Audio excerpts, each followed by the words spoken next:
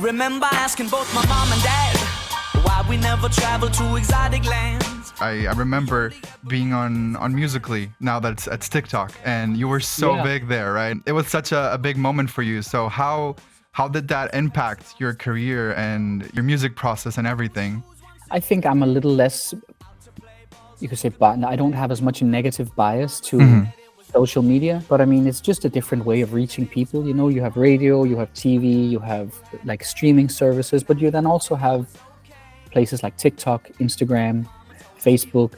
Yeah. And I mean, I think it's kind of funny to be a TikTok OG, you know, from all the way back in the Musical.ly days. And also, I think it's, I don't know. I think when you work as a creative person, when you work with art, you have to just meet people where they are. And incidentally, a lot of people are on apps and phones and the internet. And talking about Authentica, which is a festival that you're coming to, have you ever been to a festival in winter? Because this is a different like concept of festival. Have you ever done that?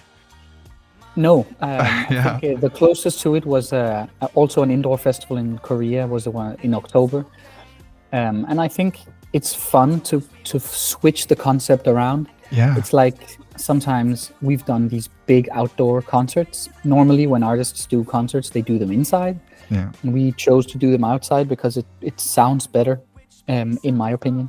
I like a festival switching it, and instead of making it only in the summer, only outside, switch it to the winter, bring it inside. I think it's cool to do something new. You know what my mama said? You know what she told me? My mama said that it was okay. Mama said that it was quite alright. You had the time to eat the food when you were here, and will you have the time to eat a lot and explore when you're in Authentica? I always find the time to eat some good food. I mean, the first thing is to get some pastry and some espresso.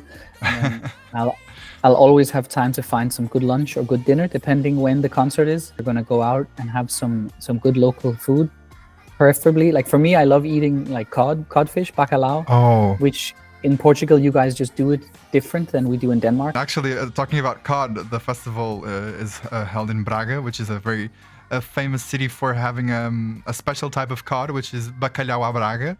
It's Braga's cod. I suggest that. I think you're gonna like. Will we have maybe any other surprises? Yeah, we haven't made anything yet. Okay. But I mean, right now I'm also on I'm on leave. We had another baby 4 weeks ago. Oh, congratulations! So I'm trying to convince my wife to go with me. To Portugal, and then have like 3 days just me, her, and the little baby, and then the 2 big girls can stay at home. Oh, that's so cool. So hopefully, I get to bring my wife and our little newborn baby, which, well, in December, it will not so newborn. Not so newborn, yeah.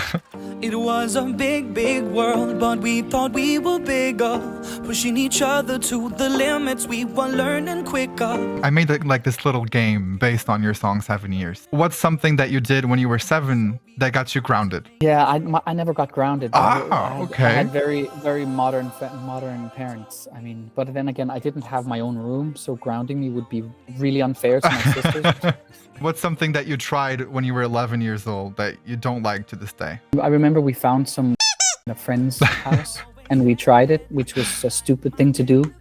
But I mean, there's a lot of stuff you do as a kid or as a teenager that you only know 20 years later maybe was a little up, you know? And what's something that you learn in your 20s that you're going to take for life? Travel. Oh, yeah. Travel while you're young, travel, even if you don't have enough money, travel. With my job, I get to still travel a lot. But often, you know, I only get to see an airport, a restaurant, a concert, and then I'm back in the airport again or in a bus driving somewhere new. So I would say to everyone, travel. Where do you see yourself in 60 years? When you're 60 years old, I mean. When I'm 60, so I'm 36 now. So in 24 years, I'm a happy grandfather, and I'm just chilling with my kids and my grandkids, and I still travel and I still eat good food. And I'm probably still a strong man that goes to the gym and shows my grandkids how to bench press 100 kilos. And maybe a family house in Portugal. Maybe a family house in Portugal by the sea. I wouldn't mind it. Yeah, that would be really cool. Lucas, it was so nice talking to you, and I think I learned a lot from you too. I'm excited to see you here in Portugal. And thank you for taking the time to talk with me. I mean, I was excited too. Once I was 7 years old, Mama told me, go make yourself some friends or you'll be lonely. Once I was 7 years old.